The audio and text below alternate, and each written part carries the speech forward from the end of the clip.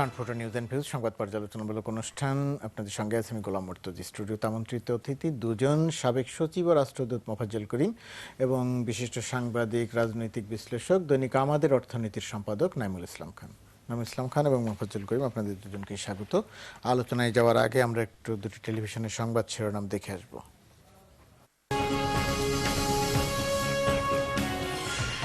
BNP ঐতিহাসিক ৭ November পালন, শহীদ জিয়ার মাজারে নেতা কর্মীদের শ্রদ্ধা, স্থানীয় নির্বাচনে অংশ নেওয়ার আভাস ব্যারিস্টার মওদুদের। দলীয়ভাবে স্থানীয় নির্বাচনে গণতন্ত্র আরও শক্তিশালী হবে, সারা দেশে নৈরাজ্য করছে বিএনপি, তাদের সঙ্গে কোনো সংলাপ নয় বললেন মন্ত্রীরা। ব্লগার হত্যাকারী নিয়ে বিভ্রান্তি, চিহ্নিত করা হয়েছে দাবি স্বরাষ্ট্রমন্ত্রীর, গোয়েন্দারা বলছে এখনো কাউকে শনাক্ত করা যায়নি। মিরপুরে প্রথম ওয়ানডেতে জিম্বাবুয়েকে ১৪৫ রানে হারিয়ে সিরিজে এগিয়ে টাইগাররা, মুশফিকের চতুর্থ ওয়ানডে সেঞ্চুরি পর সাকিবের ৫ উইকেট। আমরা দুটি টেলিভিশনের সংবাদ শিরোনাম দেখলাম। আমাদের হাতে বেশ কিছু পত্রিকা আছে, পত্রিকাগুলো দর্শক আপনারা টেলিভিশনের পর্দায় দেখবেন। বেশ কিছু প্রসঙ্গ আলোচনায় আছে, তার মধ্যে আমরা গত কয়েকদিনের যে আলোচনার মূল বিষয়, রাজনীতির জায়গা থেকে কয়েকটি হত্যাকাণ্ড এবং হত্যাকাণ্ড পরবর্তী কথাগুলো নিয়ে যে আলোচনা, আমাদের এখানে নানা রকমের আলোচনার মধ্যে আজকেরও গতকালকেরও দুটি সংবাদ আছে। স্বরাষ্ট্রমন্ত্রী বলেছেন যে হত্যাকারীদের চিহ্নিত করা হয়েছে বা চিহ্নিত করা গেছে, আবার কোনো কোনো গোয়েন্দা সংস্থার কোনো কোনো কর্মকর্তা বলেছেন এখনও চিহ্নিত করা যায়নি। এখানে দুই রকমের একটু বক্তব্য এসেছে। তো আমরা ধরে নেব যে স্বরাষ্ট্রমন্ত্রী যে কথাটি বলছেন সেই কথাটি হয়তো তিনি নানা সূত্র থেকেই হয়তো সংবাদগুলো পেয়েছেন, তার ভিত্তিতেই হয়তো কথা বলেছেন।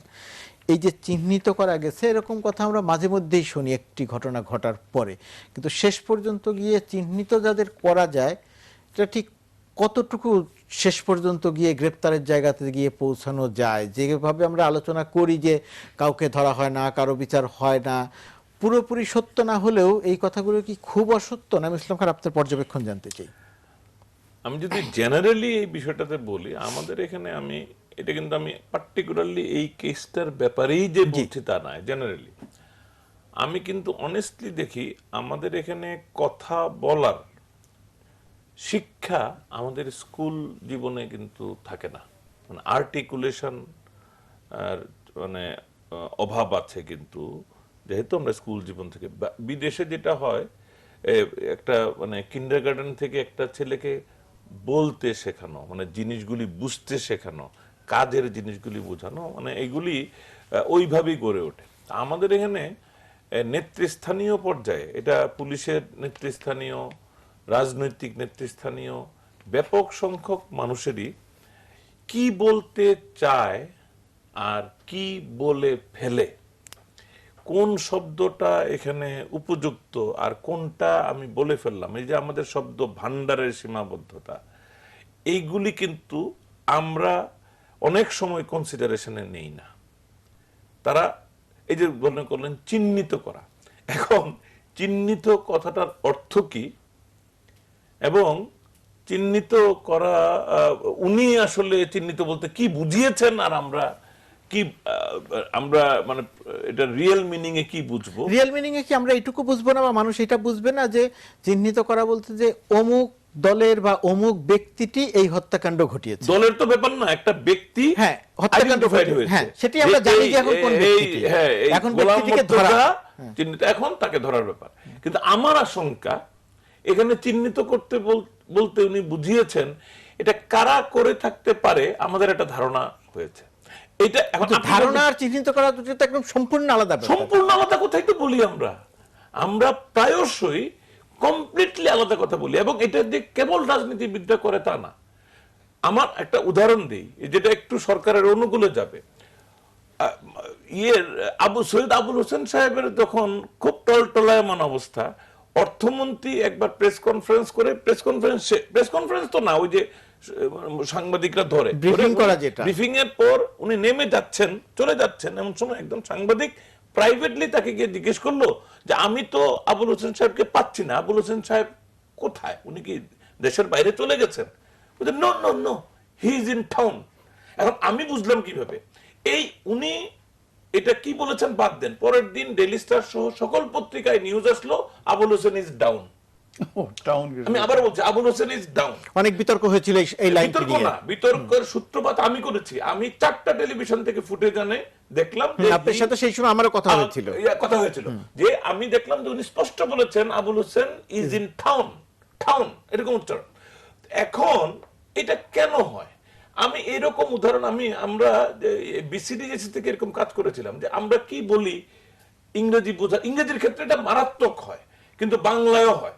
আমি আপনাকে আরেকটা উদাহরণ দিই। আপনার মনে আছে বিচারপতি ফায়েজির যে তার আমাদের রিপোর্টার যেটা ডিসকভার করেছে এটা হলো যে তার টেবুলেশন শিটের টেম্পারিং, কিন্তু আমরা টেবুলেশন শিটের টেম্পারিংটা রিপোর্ট হেডলাইন করে ফেললাম সার্টিফিকেট জাল। এখন আমরা কিন্তু সার্টিফিকেট জাল খুঁজে পাই নাই। এখন যেটা হতে পারে যে টেম্পারিংটা যদি তাকে ফেল করার লোককে পাস করানো হয়ে থাকে তাহলে ডেফিনেটলি তার সার্টিফিকেটটা অবৈধভাবে দেওয়া হয়েছে। বাট ফায়েজি কিন্তু জাল সার্টিফিকেট দেয় নাই। উনি চট্টগ্রাম বিশ্ববিদ্যালয়, এটি তো আপনি চমৎকার করেই বলেছেন, কিন্তু এই যে সেই ঘটনাটির সঙ্গে এখনকার যে ঘটনা, এখনকার ঘটনার আলোচনাটা যদি আমরা করি, আমি এইটাই বলছি যে এইখানে ওনারা যে কি মিন করতে কি বলেন, পুলিশ কর্মকর্তাদেরও মানে আমি লক্ষ্য করেছি যে তারা কথা যখন যেটা এক্সপ্রেস করতে চান পারেন না, এক। দুই, যখন যেটা তাদের হাতে নাই তারা সেটাও বলতে চান। আমি আবার আসবো আপনার কাছে। এই প্রবণতাটার কারণে আমার মনে হয় একটা মিসম্যানেজমেন্ট হয়। এটা হলো একটা পার্ট। আরেকটা পার্ট হলো যে তারা কিছু সাপ্রেস করতে চায়, যেহেতু এফিসিয়েন্সি নাই, যে কোনো একটা জিনিসকে চেপে কোনো অন্য জিনিসের দিকে ডাইভার্ট করতে চায়, সেটাও কখনো কখনো এখানে হয়। একই প্রশ্ন যে জায়গাটি শুরু করেছিলাম যে চিহ্নিত করা গেছে যে কথাটি বলা হয়, শেষ পর্যন্ত গিয়ে কতজনকে আসলে ঠিক চিহ্নিত করা যায় আর বাস্তবতা কি বলে? আমার কিন্তু মনে হয় এই সমস্ত বলে বলে ওনারা কালক্ষেপণ বলে না, সময় কাটান আর কি। কোনো আস্তে আস্তে আস্তে করে আজকে এটা বললাম, কালকে আর একটু আগিয়ে নিলাম, পরশু বললাম যে হ্যাঁ ধরে ফেলছি, তারপরের দিন আরেকটা ঘটনা ঘটলো, তখন আমরা সেটা নিয়ে অপেক্ষা করে আরেকটা ঘটনা অপেক্ষা করে, যাক বাঁচা গেল বাবা, আমি তো ওই যে চিহ্নিত আর চাপা দেওয়ার জন্য এরকমই একটা মিডিয়ার আর এত সময় নেই এদিকে আসার না। অথচ দেখুন সেই পাকিস্তানি আমলের কথা বলি, তখন এই মন্ত্রী মহোদয়দের, তখনও তো প্রাদেশিক মন্ত্রীরা ছিলেন এবং তারা তাদের নিজস্ব বলয়ের মধ্যে যথেষ্ট ক্ষমতাশীল ব্যক্তি ছিলেন। তারা তখনও পুলিশ বাহিনী ছিল, তখনও গোয়েন্দা বাহিনী ছিল, কিন্তু কই তখন মিডিয়ার সঙ্গে, তখন অবশ্য টেলিভিশনে তো প্রভাবশালী ছিল না, মিডিয়ার সঙ্গে মানে সাংবাদিকরা ছিলেন, খবরের কাগজ ছিল, এত বেশি কথাবার্তার কোনো দরকার ছিল না। এখন মিডিয়ার যেহেতু বিস্তৃত হয়েছে, সুতরাং কথা তো বলতেই হবে। ওটাই আমি আসতেছিলাম, এত ছিল না। বললে পরেও একটা সীমা পর্যন্ত তো আপনি বলবেন। আপনি একেবারে আপনার পেটের নাড়ি ভুঁড়ি সমস্ত কিছু বলে দিতে হবে। আপনি যেটা জানেন না সেটা বলবেন কেন? ওয়ান, আর সেকেন্ডলি একটা বিষয় আপনি তদন্ত করেছেন, একটা মনে করেন একটা মার্ডার কেস, একটা সেন্সেশনাল, একটা অত্যন্ত চাঞ্চল্যকর হত্যাকাণ্ড ঘটে গেছে, সমস্ত জাতি উদ্বেগ এবং উৎকণ্ঠার সঙ্গে আগ্রহের সঙ্গে এটা ফলো করছে, কেমন?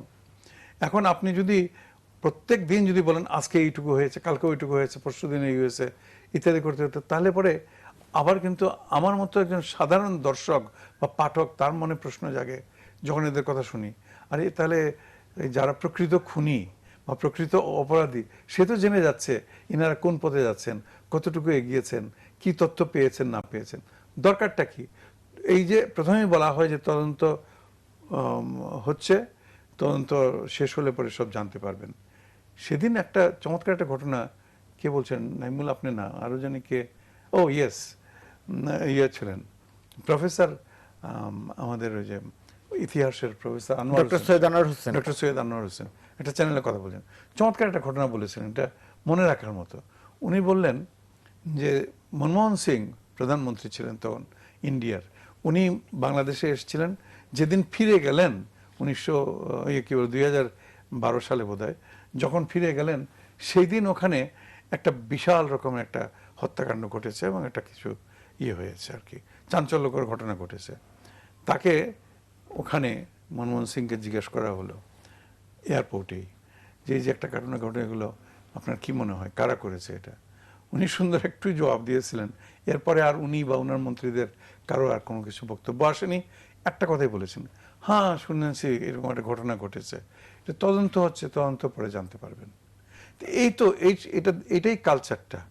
উন্নত বিশ্বে এটুকুই বলা হয়, এর বেশি এত বেশি কিন্তু ট্রান্সপারেন্সি। আমাদের এখানে যে কথাটি বলা হয়, আমরা এই সমস্ত কর্মকর্তাদের সঙ্গে স্বচ্ছতার তো দরকার নেই। আমরা এই সমস্ত কর্মকর্তাদের সঙ্গে কথা বলতে গেলে যেটা বলা হয় যে যদি কথা না বলি তাহলে অনেক রকমের সংবাদ প্রকাশিত হয় বা প্রচারিত হয়, সেই ক্ষেত্রে আরো বিভ্রান্তি তৈরি হয়। এই দেখুন, সেই ক্ষেত্রে কথা বলার প্রতিদিন বললে হয়তো বিভ্রান্তি কমে যাবে।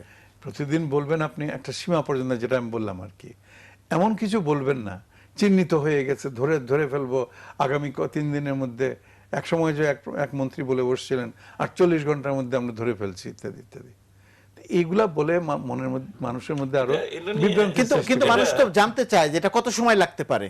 হ্যাঁ, লাগতে পারে, যেটুকু লাগবে সেটুকুই লাগবে। আপনি একটু এটাকে মানে কৌশলে না হোক, Intelligently কৌশলে, এই জন্য আমি বললাম যে ইন্টেলিজেন্ট, আপনি একটু উত্তরটা দিয়ে দেন, এড়িয়ে যাবেন না, উত্তর দিন। দীপন হত্যাকাণ্ড, ফয়সাল আরিফিন দীপন হত্যাকাণ্ডের পর সিসিটিভির ফুটেজ নিয়ে একটা বিতর্ক তৈরি হলো। প্রথম দিনই পুলিশ সেটি নিয়ে গেল বলে ব্যবসায়ীরা জানালো, পুলিশের পক্ষ থেকে বলা হলো যে আমরা এটা নেইনি। পরের দিন বলা হলো যে আমরা এটা দেখছি। তারপরের দিন বলা হলো যে তেমন কিছু পাওয়া যায়নি। আবার ব্যবসায়ীরা খুঁজে বের করে বললো যে আমরা 6 জনকে সন্দেহভাজন হিসেবে বুঝতে পারছি।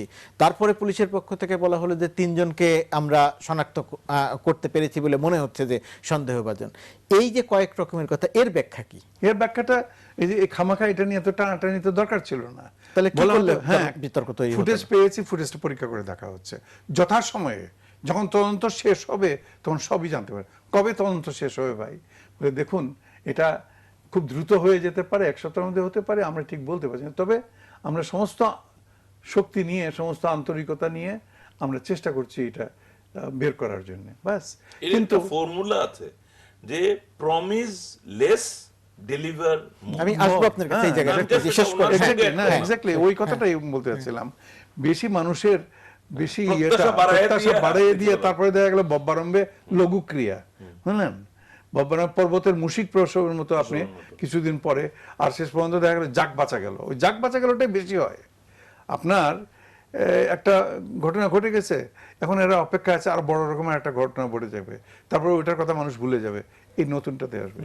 এই সংস্কৃতি থেকে বের হয়ে আসতে হবে। কথা হলো কিছু নিয়ম কানুনের মধ্যে তদন্তকারী সংস্থাগুলো, বিশেষ করে আমার মেন কথাটা হচ্ছে, বিশেষ করে যারা অত্যন্ত গুরুত্বপূর্ণ পদে আছেন, মাননীয় মন্ত্রীরা আছেন, এমনকি কখনো কখনো দেখা যায় শীর্ষতম পর্যায়ে থেকেও মন্তব্য করা হচ্ছে ঘটনা ঘটে যাওয়ার পরে, এগুলোতে বিভ্রান্তি বেশি সৃষ্টি হয়। আপনারা বলছেন যে যদি না বলে কিছু তারা, তাহলে নানা রকমের পুলিশ বলছে, হ্যাঁ পুলিশ বলছে যে আপনারা মানে এখানে পুলিশ বলছে যে যদি আমরা যদি প্রত্যেকদিন ব্রিফিং না দিই, না বলি যদি, তাহলে পরে বরং একজন সাংবাদিক এক কথা বলবেন, ইনি তার কাগজে একটা বলবেন, আপনি আপনার টিভিতে আরেকটা বলবেন, আপনার কাগজে একটা বলবেন, এটাতে আর বিভ্রান্তি হবে না, হবে না। আপনারা বরং এগুলা বলার কারণে মানুষের যে মানে প্রত্যাশা যেটা, বা মানুষ যেটা মনে করছে যে সত্য কথাটা শুনতে পাচ্ছে, দেখা যাচ্ছে এটা সত্য কথা নয়। এইখানে আমি যে কথাটি বললাম, আমরা যে আলোচনা করছি সামগ্রিকভাবে, যদি শুধুমাত্র আজিজ মার্কেটের এই দীপন হত্যাকাণ্ডের সিসিটিভির ফুটেজটা নিয়ে যদি কথা বলি, এখানে কি করলে, মানে আমরা কি কোনো আলোচনা করতে পারি কি করলে এই বিতর্কটা তৈরি হতো না, বা পুলিশের প্রতি এক ধরনের বিশ্বাসযোগ্যতা তৈরি হতো? কিন্তু এই কয়েক রকমের কথায় শেষ পর্যন্ত গিয়ে শনাক্ত করা যাক বা না যাক, এক ধরনের সন্দেহযুক্ত আলোচনা তো তৈরি হয়ে গেল। না না, দেয়ার ইজ নো ডাউট। প্রথম কথা হলো, যেটা সম্পর্কে সাধারণভাবে মানুষ জেনে যায় যে সিসিটিভির একটা ব্যাপার আছে, আমি মনে করি যে সেখানে এটার ব্যাপারে একটা ক্লারিফিকেশন তাদের দেওয়া দরকার ছিল। এখন এই ক্লারিফিকেশন দেওয়া মানেই সিসিটিভির ফুটেজের সমস্ত কিছু এক্সপোজ করে দিতে হবে তা নয়, কিন্তু তারা একটা ধারণা দিতে পারে যে আমরা ফুটেজ পেয়েছি, ফুটেজে যে ছবি আমরা পাচ্ছি তাতে আমাদের কিছু যেটা ইনপুট, মূল্যবান ইনপুট আমরা পাচ্ছি, সেটা আমাদের কাজে লাগবে তদন্তে, এবং আমরা ইতিমধ্যে এটা আরো বিশ্লেষণ করছি। এখন আমার কথা হলো, আমি আসলে ওনার সাথে দ্বিমত না। আমি আপনার ওই প্রশ্নটা যে তারা ব্রিফ করা উচিত কিনা, আমি কিন্তু স্ট্রংলি মনে করি ব্রিফ করা উচিত। কিন্তু ব্রিফ করা উচিত মানে এই না যে ওনার কথা মতো নারী ভুরি বের করে দিতে হবে, মানে আমি যেটা জানি না সেটাও বলে দিব বলে দিতে হবে তা না, আমাকে বলে দিতে হবে প্রফেশনালি যতটা সম্ভব, এবং জার্নালিস্টদের উপরেও আস্থা রাখতে হবে, তাদেরকে বুঝাতে হবে যে আপনারা যদি এর বাইরে জানতে চেষ্টা করেন তাহলে আমাদের তদন্ত কাজে সম্ভবত অসুবিধা হবে, ক্ষতি হবে। এই কথা জার্নালিস্টরা বুঝবে না সেটা তো ভাবার কোনো কারণ নেই। তো আমার মনে হয় যে আমাদের এখানে বরং আমি এই সাইডটা আমাদের পুলিশের ব্যাপারে না, আমরা যখন বিডিআর এর এই যে নৃশংসতাটা হলো তখনও আমরা দেখেছি কোনো ব্রিফিং নাই। আমাদের কিন্তু পলিটিক্যাল প্রাইম মিনিস্টারের পক্ষ থেকে, সরকারের পক্ষ থেকেও কিন্তু প্রপার আমরা কেউ জানি না হু উইল ব্রিফ। আবার একটি হত্যাকাণ্ড ঘটলে যিনি তদন্ত করছেন একজন এসআই পদমর্যাদার, তিনি কথা বলেন, থানার ওসি কথা বলেন, ডিআইজি কথা বলেন, এসপি কথা বলেন, এভরিবডি, এনিবডি এন্ড এভরিবডি। সমস্যা তো এইটাই, তো সবার তো করার কথা না। পৃথিবীর কথা উনি যেটা বলেছেন, প্রধানমন্ত্রী মন্ত্রী এটার সাথে কথা বলবেন কেন? He is not suppose to know, he is not suppose two brief. এটার জন্য প্রফেশনালি লোক আছে বা থাকা উচিত, এবং এমন লোকই থাকা উচিত যার ওই লেভেল অফ ইন্টেলিজেন্সটা আছে, যে প্রেসকে, মিডিয়াকে বা সাধারণ মানুষের যে জানার তাগিদ বা চাহিদাটা, সেটাকে কিছুটা সন্তুষ্ট করতে পারবে, আবার ওই এমন উস্কানি বা উৎসাহ তৈরি করে দিবে না যে আগামীকালই তারা রেজাল্টের জন্য পুলিশের দিকে আবার তাকায় থাকবে। হয় রেজাল্টের দিকে তাকিয়ে থাকে, অথবা একেবারে প্রথম দিন থেকেই সন্দেহ নিয়ে বসে থাকবে যে কিছু হচ্ছে না। তো এই যে ব্যালেন্সিং জায়গাটা, এটা আমরা ট্রানজিশনাল ফেজ আমরা কিন্তু কোনো ক্ষেত্রে পাই না। আমরা যদি দেখেন আমাদের দেশে যদি এখন বন্যা হয়, এই বন্যারও খোঁজ খবরগুলির যেটা কোঅর্ডিনেটেড খবর, সেটাও কিন্তু আমরা পাবো না। আমরা বিচ্ছিন্ন হবে, দেখবেন এই পত্রিকায় লেখছে 80 জন মারা গেছে, আরেক পত্রিকায় লিখবে 93। একই কারণে ভিডিও ফুটেজ পুলিশ নিয়ে যায়, কিন্তু যিনি কথা বলছেন তিনি বলেন যে আমাদের নেইনি। এই তিনি যে খুব অসৎ উদ্দেশ্যে বলছেন, বিষয়টিকে গোপন করে দেওয়ার জন্য বলছেন, নিশ্চয়ই তা নয়। সমন্বয় না থাকার কারণে, সমন্বয় নাই। যদি স্পোকসপারসন কনসেপ্টটা আমাদের এস্টাবলিশ করা যেত তাহলে কিন্তু তাহলে এই সমন্বয়টা তৈরি হতো। মুর্তজা, আপনি যে একটা কথা বলেন না, যে একই বিষয়ের উপরে তদন্তকারী অফিসার যিনি সাব ইন্সপেক্টর র্যাঙ্কের বা আরো হয়তো নিচের, তিনিও বলছেন, তারপরে ডিআইজি বলছেন, ডিআইজি বলছেন, কোন ক্ষেত্রে আইজি সাহেব বলছেন, মন্ত্রীরা তো বলছেন, ইত্যাদি ইত্যাদি। তো অথচ আজকাল প্রত্যেকেরই কিন্তু একটি জনসংযোগ উইং আছে। আপনার পুলিশের আছে, র্যাবের আছে, যে কি বলে বিজিবির আছে, আর সেনাবাহিনীর তো বা সামরিক বাহিনীর তো আগে থেকেই তো আছে, আইএসপি এর ইত্যাদি আছে। তাহলে কেন সবাইকে কথা বলতে হবে? কেন? ক্যামেরা কি একটা কারণ? আপনি একেবারে ঠিক গোপন হাতে ঘা দিয়েছেন। আমার মনে হয় ওইটা বোধহয় একটা কারণ, মানে কি এটা অত্যন্ত লোভনীয় এবং অত্যন্ত আকর্ষণীয়। আকর্ষণীয়, কিন্তু আমাদের এখানে স্পোকসপারসন কনসেপ্ট হয়নি। আমি আবার আপনার সাথে একটু ভিন্ন মত করি। আমাদের যে পাবলিক রিলেশনস এর কনসেপ্ট আর স্পোকসপারসন কনসেপ্ট কিন্তু এক জিনিস নয়। আমরা আবার ফিরে আসব আলোচনায়। কথা বলার দক্ষতা, যার পদমর্যাদা থাকবে, যিনি তথ্য উপাত্ত বিভিন্ন জায়গা থেকে নিতে পারবেন এবং সবগুলি হজম করে একটা এমন বক্তব্য দিতে পারবেন যাতে চাহিদাও পূরণ হয়, আবার ওই নারী ভুরি বের করে দেওয়া হয় না। ওই জনসংযোগের উইং যেটা বললাম, সেখানের মধ্যে স্পোকসম্যান সেখানেই তো আপনি রাখবেন। আমি আবার ফিরে আসবো আলোচনায়, তাই একটা বিরতিতে যাব। জি দর্শক, থাকুন আমাদের সঙ্গে। ফিরছি একটা বিরতির পর প্রাণফুটো নিউজ এন্ড ভিউজ অনুষ্ঠান থেকে। আবার ফিরে আসবো একটা বিরতির পর। ভিউজ অনুষ্ঠানে প্রিয় দর্শক, বিরতির পর আপনাদের আবারও স্বাগত। আমরা কথা বলছিলাম কথা বলা নিয়ে, গুরুত্বপূর্ণ ব্যক্তিত্বদের কথা বলেন। আরেকটি প্রসঙ্গ আলোচনা হচ্ছে একই রকমের প্রসঙ্গের মধ্যেই, যে বাংলাদেশে জঙ্গি আছে নেই। কখনো আমরা বলছি জঙ্গি আছে, কখনো বলছি জঙ্গি নেই। এই কেন্দ্রিক আলোচনায় আমাদের স্বরাষ্ট্রমন্ত্রী আরেকটি গুরুত্বপূর্ণ কথা বলেছেন, যে বিএনপি জামাতি আইএস, যদি আইএস না থাকে, আল কায়েদা না থাকে, জঙ্গি না থাকে, এবং বিএনপি জামাতি যদি আবার আইএস হয়, এটা কি শুধুই রাজনৈতিক বক্তব্য, খুব হালকা বক্তব্য, নাকি এই বক্তব্যটি যদি ইংরেজি ভাষায় অনুবাদ হয়ে যদি বিদেশের কোনো পত্রিকায় যদি মন্ত্রীর মানে মনোযোগ দিয়ে যদি প্রকাশিত হয়, তাহলে কি আমরা কি বলবো যে আমাদের আইএস নাই, আল কায়েদা নাই? আমি দুজনের কাছে, নাইমুল ইসলাম খানের কাছ থেকে আমি একটা ব্যাখ্যা জানতে চাই। বাংলাদেশের মাননীয় স্বরাষ্ট্রমন্ত্রী যখন এরকম কথা বলেন, এবং উনি হালকা ধরনের কথা বলবেন বলে মনে হয় না, তার বলার বাচনভঙ্গি বা ইত্যাদি অত্যন্ত সিরিয়াস লুকিং পারসন, কাজকর্ম করছেন বেশ সিরিয়াসলি করছেন। তিনি যখন বলেন যে বিএনপি বা জামাত আইএস এর সদস্য, তখন তো বিএনপি এবং জামায়াতি আইএস, বিএনপি আর জামাতি আইএস ওই আর কি, তখন আমি অত্যন্ত শঙ্কিত বোধ করি যে বিএনপি বা জামাতের যে সমস্ত মানে নেতা বা সদস্য বা সমর্থক দেশে বিদেশে আছে, তারা না আবার বিপদে পড়ে। মনে করেন এই কথার পর যে তোমরা তো আইএস কয়ে আমেরিকাতে, ইউরোপে, লন্ডনে আবার ইয়েও আছেন, চেয়ারপারসনও আছেন বিএনপির, যদি একটা বিপদ আপদ যদি তারা সম্মুখীন হন, বলে কিরকম হলো, তোমাদের ইয়ে বলেছেন, স্বরাষ্ট্রমন্ত্রী বলেছেন তোমরা আইএস এর লোক, তাহলে কি অবস্থা হতে পারে। অতএব দেখুন, এই কথাটি উনি হয়তো রাজনৈতিকভাবে বলেছেন, কিন্তু সব সময় সব কথা শুধু রেটরিক বলে উড়িয়ে দিলে চলবে না, যে এটা কথার কথা, বাত কি বাত, বা রাজনৈতিক বক্তব্য, এটা আসলে তিনি মিন করেন না, বা এরকম করে উড়িয়ে দিলে চলবে না।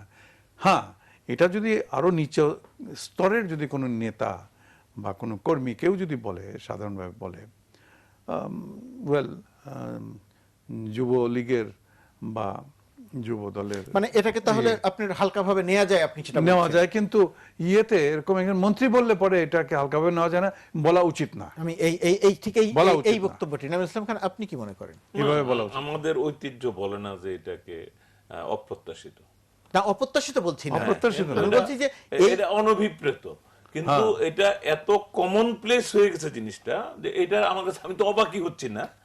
এটা তো একদম পুরোপুরি পলিটিক্যাল রেটরিক। এটা মানে এটা মানে এখন ওই সামনে লোকাল গভর্নমেন্ট ইলেকশন না, আসবে, তাহলে দেশের মানুষ বা দেশের বাইরের মানুষ বা এইখানে যে একজন কূটনীতিক আছেন যারা মাঝে মধ্যে নানাভাবে বলতে চান যে আইএস আছে বা আমাদের কাছে তথ্য আছে, তো স্বরাষ্ট্রমন্ত্রী যখন বলবেন তখন তারা কি মিন করবেন? তারা যে যার পলিটিক্যাল এন্ড থেকে তার যার স্বার্থে নিবে। আমি একটা কথা বলি, এখানে বিদেশিরাও কিন্তু আবার ধোয়া তুলসী পাতা না। সেটা বলছি না, আমি বলছি আমার যে প্রশ্ন এটার সেটাই। ব্যবহার যে যেভাবে যার যার স্বার্থে করবে, যাদের স্বার্থ হবে এইটাকে ধইরা বাংলাদেশকে আরেকটা কোথাও কোণঠাসা করা, তারা তো সেটাই সেই করবে। জায়গাটিতে আমরা সহায়তা করে ফেললাম। হ্যাঁ, সহায়তা করে ফেললাম। এবং এইটাই তো সমস্যা হচ্ছে, যে এই যে আপনি কিছুক্ষণ আগে প্রশ্নটার একটা পার্ট ছিল যে আমরা কখনো বলছি জঙ্গি আছে, কখনো বলছি জঙ্গি নাই। এটা কিন্তু ওই প্রবলেমটা কি, আমরা তো কখনো কখনো জঙ্গি জঙ্গি বেশি বলেছি বিরোধী দলকে একটু চাপের মধ্যে ফেলার জন্য, জঙ্গি নাই ওই অর্থে না। আবার আমাদের অফিসিয়াল স্ট্যান্ড এখন আমরা বলতে চাচ্ছি যে আমাদের এখানে জঙ্গি তৎপরতা আছে, কিন্তু তারা খুব সুসংগঠিত ভাবে কাজ করার পারছে না, এবং আমরা বিদেশি কানেকশন সেইভাবে নাই। কানেকশনও সেইভাবে স্ট্রং কানেকশন নাই, ইন্সপিরেশন হয়তো আছে। তো আমার মনে হয় এটা মোর একটা যেটাকে professional response or explanation of the situation. কিন্তু এটা তো আবার ঠিক থাকে না যখন রাজনৈতিক উদ্দেশ্যে বলা হয়, যখন আমরা উচ্ছ্বাসে কথা বলি, যখন আমরা রেটরিকে চলে যাই। এবং এই রেটরিক আমাদের এখানে খুবই কমন। এই কমন আজকে আওয়ামী লীগ সরকারে আছে তখন কমন না, এটা আওয়ামী লীগ সবসময়ই common। বিরোধী দলে ছিল তখন এটা কমন ছিল। এখন আমরা যেহেতু মিডিয়ার সম্প্রসারণটা বেশি হয়েছে, আমরা যেহেতু প্রচুর টক শো করি, সুতরাং এইগুলি আলাপ আলোচনা নজরে পড়তেছে বেশি। আমার মনে হয় এই জায়গাটাই আমাদের বিবেচনা করতে হবে। এবং আমরা মানে কোনটা, মানে কথা বলাটা না পরবর্তী আলোচনাটা, বিষয়গুলিকে আমাদের আবার সতর্কতার সাথে বিবেচনা করতে হবে। আমরা এখানে অফ এয়ারে আলোচনা করছিলাম, যেমন ঢাকার পুলিশের, মেট্রোপলিটন পুলিশের জন্য একজন মুখপাত্র আছেন, আমরা জানি, মনিরুল ইসলাম, কমিশনার ডিবির মনির সাহেব, এবং উনি কিন্তু সত্যিই ভালো বলেন। এখন আমরা যদি জানতাম যে he is the person, he is the only person, বা অন্য কেউ কথা বলবেন না, অন্য কারো কাছে আমরা যাব না, তার কাছে যাব, তাহলে কিন্তু কথার পরিবর্তনগুলিও এক ধরনের সামঞ্জস্য রেখে রেখে পরিবর্তন হতো, ডেভেলপ করতো। কিন্তু যেহেতু সবাই যার যার সুযোগে কথা বলে ফেলছেন, তাতে কনফ্লিক্টিং জিনিস আসছে, কনফিউজিং সিচুয়েশন তৈরি হচ্ছে, এবং তাতে মানুষের মধ্যে অস্থিরতা, অনিশ্চয়তা এবং অশান্তি অনেক বাড়ছে। আচ্ছা, এই যে পলিটিক্যাল রেটরিক যেটা আর কি, যেটা উনিও বললেন আমিও বললাম, আর ওই যে সাধারণ কথা যেটাকে বলা হয় লুজ টক, এই দুইটার মধ্যে কিন্তু পার্থক্য খুব বেশি নাই। সাধারণ মানুষের তখন আমরা যখন এগুলা এই আলোচনা করতেছি, সাধারণ ও আচ্ছা তাহলে মাননীয় স্বরাষ্ট্রমন্ত্রী যেটা বলছেন এটা লুজ টক, এটা কথার কথা, বাত কি বাত, হ্যাঁ এটাকে গুরুত্ব দেওয়ার এটা কিছু গুরুত্ব নাই। দেওয়ার কিছু এই ধারণাটা তো খুব না, ভালো জিনিস না। সেটাই, সেটা ভালো জিনিস না। একদম স্বরাষ্ট্রমন্ত্রীর কথাকে কথাকে আমি গুরুত্ব দিব না কেন? এটা একটা কথা হলো? তাহলে আমার কথা হলো আর কতদিন এইভাবে আমরা চলবো? আমাদেরও তো একটু ম্যাচিওরিটি বা সাবালকত্ব আসা উচিত। এই যে সেই কবে থেকে আজ 25, 30, 40 বছর আগে থেকে আমরা যে সুরে যেভাবে ঢঙ্গে কথা বলি, দিন দিন আরো যেন মনে হচ্ছে এই ব্যাধিটা, এই ব্যারামটা আরো বৃদ্ধি পাচ্ছে। আমরা একটু আপনার কাছ থেকেই শুরু করতেছি, একটু প্রসঙ্গটা পরিবর্তন করে, যে সংলাপের, জাতীয় সংলাপের একটা আহ্বান এবং মোটামুটি ভাবে মন্ত্রীদের পক্ষ থেকে যে বক্তব্য প্রত্যাখ্যানের জায়গাতে চলে গেছে আমরা প্রথম থেকেই দেখেছি, এটি একটি ব্যাপার। আবার স্থানীয় সরকার নির্বাচনে বিএনপি অংশ নিবে এরকম একটি ইঙ্গিত দিয়েছেন মওদুদ আহমেদ, বিএনপি নেতা। কিভাবে এটাও কিন্তু আমাদের একটা সংস্কৃতি, যদি সরকার যদি কিছু বলে তাহলে আমাদের যারা সরকার বিরোধী যারা, তারা এটাকে সঙ্গে সঙ্গে না বলতে হবে। আর সরকার বিরোধীরা যদি কিছু বলেন তাহলে সঙ্গে সঙ্গে সরকারের পক্ষ থেকে না বলতে হবে। তাহলে পরে ভালো হতো যদি বিএনপির পক্ষ থেকে বলা হতো না কোনো সংলাপ টিংলাপ করা চলবে না, তাহলে দেখতেন সরকার হয়তো বলতো হ্যাঁ না সংলাপে বসবো। এটাও আমি একটা বাতকি বাতের মতো করে কথা বললাম। দেখুন, পৃথিবীতে কোনো দেশেই বড় বড় ইস্যুগুলা, আমাদের তো ইস্যু আছে, আমাদের তো সমস্যা আছে, এটা তো সবাই আমরা মানি, নানাবিধ সমস্যার সৃষ্টি হচ্ছে, আইএস বলুন আর জঙ্গি বলুন বা এই দীপন হত্যা বলুন, সবই আমাদের সমস্যা। এই সমস্যার মধ্যে আমাদের অর্জন কিন্তু যথেষ্ট অর্জন আছে, অর্জনগুলোকে ম্লান করে দিচ্ছে আমাদের এই সমস্ত সমস্যাগুলো।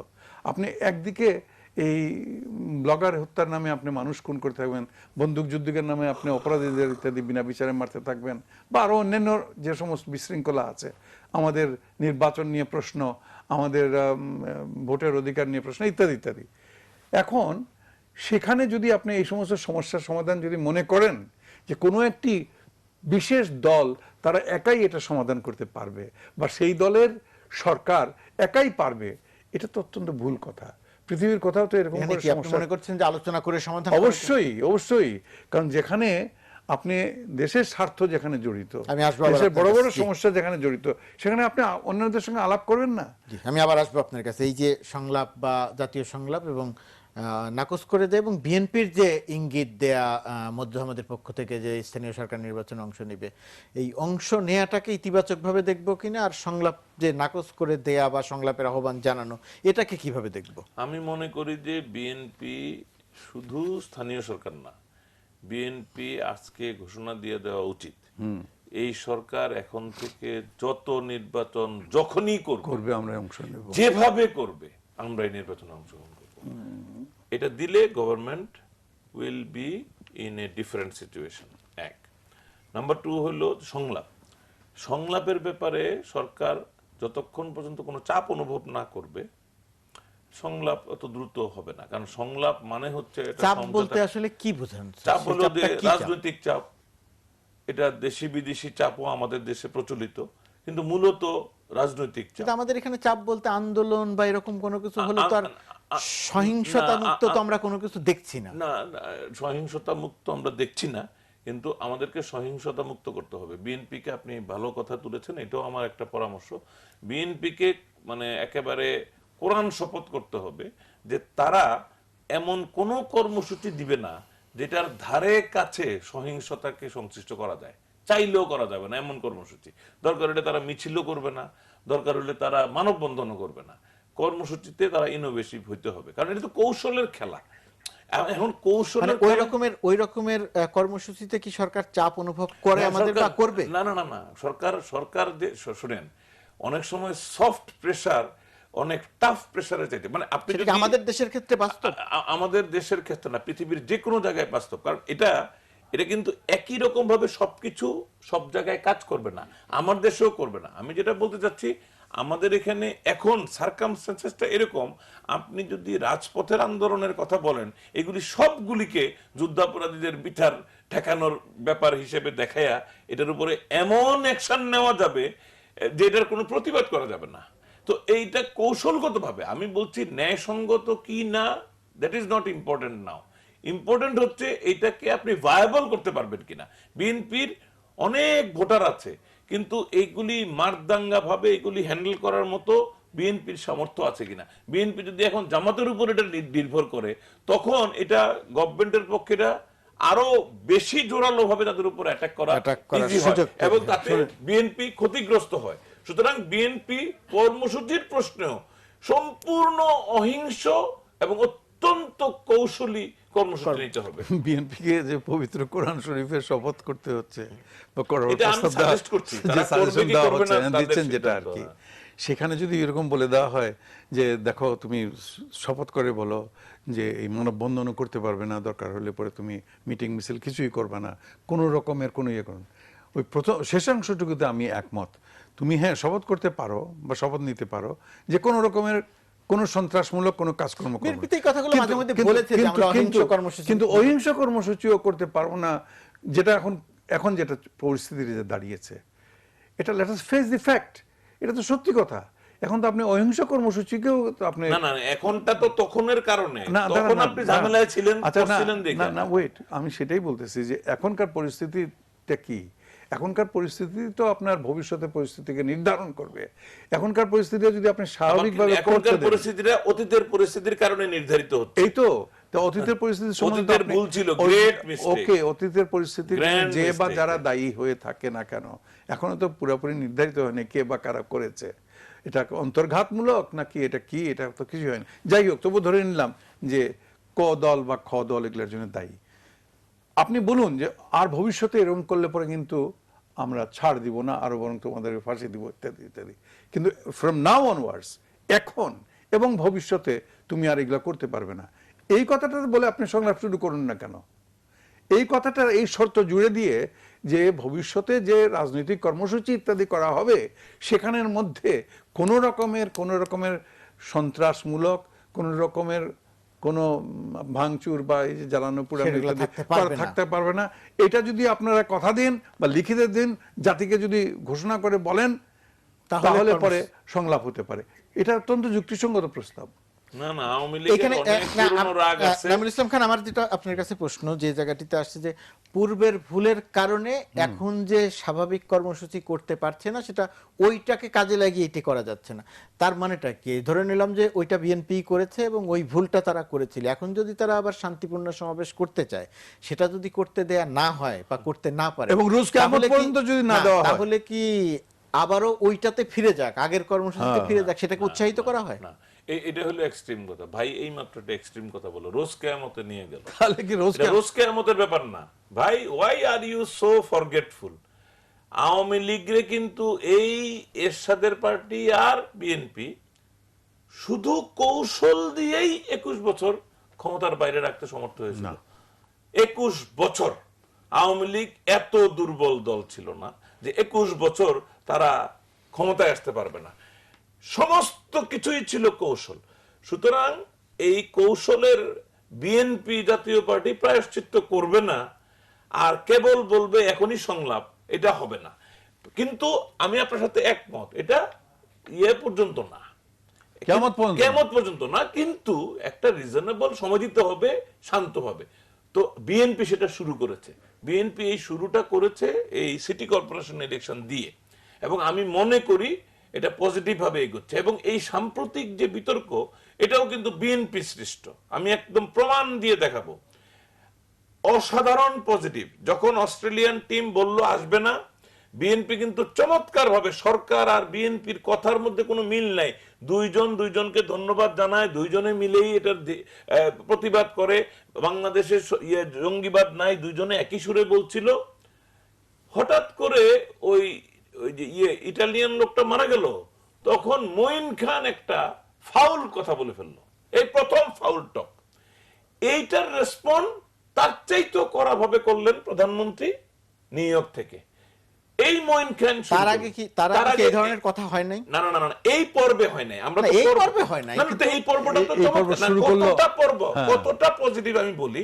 নিউ ইয়র্কে প্রধানমন্ত্রী বাংলাদেশের নারী নেতৃত্বের অবদান বলতে গিয়ে হি ইনক্লুডেড খালেদা টেনিওর, আমরা অনুষ্ঠানের একেবারে শেষ দিকে আছি, জি, এবং খালেদা জিয়ার টেনিওর সহ ওনার টেনিওর মিলে কিভাবে ধারাবাহিকভাবে নারী নেতৃত্ব বাংলাদেশকে এগিয়ে নিয়ে গেছে এই স্বীকৃতি তিনি দিয়েছেন। হয়তো খালেদা জিয়ার নামটা নেন নাই, কিন্তু টেনিউরটা নিয়েছেন। সো পজিটিভ একটা আবহ ছিল। ছিল, জি। না, কথা তো ঠিক, কিন্তু ওই যে মঈন খানই ভুল করুন বা Started. নাইমুল ইসলাম খানই ভুল করুন, যে খানই ভুল করুন, বা খান সেনারা ভুল করে যাক, আমাদের তো সামনে যেতে হবে তো ভাই, সামনে যাবে আমাদের সামনে ইনশাআল্লাহ। সেটাই বলতেছি, সামনে যেতে কত কাল। আর এই কে কি বলেছিলেন না বলে, ড্যাম অল দিস থিংস। আমার কথা হলো এই জাতিটাকে ঐক্যবদ্ধ করুন, ঐক্যবদ্ধ করুন। দেখুন কি না পারে, 145 রানে আজকে জিম্বাবুয়েকে হারাইছে, এর চাইতে বড় কথা কি আছে? 145 ওয়ানডেতে 145 চারটিখানি কথা নেই, কালকে 245 রানে হয়তো হারাইতে পারে আরেকটা দেশকে। এরকম বহুত অর্জন আছে। যে দেশের 88 পাউন্ড ডলার আর $90 ছিল মাথা পিছু আয় 1972 নিয়ে যখন চাকরিতে ছিলাম, আর সেটা এখন মাশাআল্লাহ এখন 1400 সংলাপের জায়গাতে কি ছিলাম। না নাই। অতএব আমরা সবই পারি। সংলাপ যদি আমরা করি, দেখবেন সংলাপে বসলে আস্তে আস্তে একদিনই তো শেষ হয়ে সেটার যাবে কি না। সম্ভাবনা দেখছেন আপনি? সম্ভাবনা, শুনেন, রাজনীতিতে অসম্ভব বলে কোনো কিছু নাই, আবার সম্ভব বলেও কিছু নাই। যদি আমি যদি ঠিক তবে করে আমি বলবো এই না, ছোট্ট আমি করে যদি- বলতে আমি চাই যদি- যে, বাক্যে। শোনেন, আমি যদি আনুষ্ঠানিক, আমি বরাবর এই মতাদর্শে বিশ্বাসী যে আওয়ামী লীগ বিএনপির মধ্যে আনুষ্ঠানিক সংলাপ হয়ে সমাধান হবে, এটার চান্সেস কম। যেটা হবে, অনানুষ্ঠানিক সংলাপের হ্যাঁ, অনানুষ্ঠানিক যোগাযোগের ভিতর জি, দিয়ে নাইমুল ইসলাম খান কোনো এক সময় একটা সমাধান বের তবু হবে। হাতটা তো উঠলো। নাইমুল তবু ইসলাম তো খান এবং হাতটা উঠলো। মোফাজ্জল করিম, দুজনকেই ধন্যবাদ। আপনাদের দুজনকে অনেক ধন্যবাদ। প্রিয় দর্শক, আপনারা এতক্ষণ দেখলেন প্রাণফোটো নিউজ অ্যান্ড ভিউজ অনুষ্ঠান। আমরা আলোচনা করলাম আমাদের জাতীয় জীবনের সঙ্গে ওতপ্রোতভাবে সম্পৃক্ত রাজনীতির কিছু বিষয় নিয়ে, যে বিষয়গুলো আমাদের প্রতিনিয়ত ভাবায়, প্রতিনিয়ত দুশ্চিন্তাগ্রস্ত করে। আমরা এই দুশ্চিন্তাগ্রস্তটা কাটিয়ে উঠতে চাই বলেই হয়তো প্রতিদিন বা প্রতিবার এই প্রসঙ্গগুলি নিয়ে আলোচনা করি। এর বাইরে বাংলাদেশের মানুষের জন্য আজকে একেবারে শেষে এসে আলোচনাটি একটু উঠলো ক্রিকেটে, যে একটি আনন্দের সংবাদ। ক্রিকেট আমাদেরকে বারবার আনন্দে ভাষায়, বারবার আমাদের গর্বিত করে, পৃথিবীর কাছে বারবার বাংলাদেশকে একটি চমৎকার, একটি ভালো স্বাধীন দেশ হিসেবে বারবার করে প্রমাণ করায় যে বাংলাদেশের মানুষ অনেক কিছু পারে, তার মধ্যে খেলা বা ক্রিকেট এরকম একটি বিষয়। জিম্বাবুয়েকে 145 রানে যে আমাদের ক্রিকেটাররা পরাজিত করলেন, বাঙালির এই চরম রাজনৈতিক একটা অশান্তির সময়েও, অস্থির সময়েও বাংলাদেশের মানুষের জন্য একটি ভালো সংবাদ। আমরা বারবার এরকম ভালো সংবাদ শুনতে চাই, জানতে চাই, দেখতে চাই। রাজনীতির কাছ থেকেও আমরা আসলে ভালো সংবাদই জানতে চাই। সবাই ভালো থাকুন, সুস্থ থাকুন।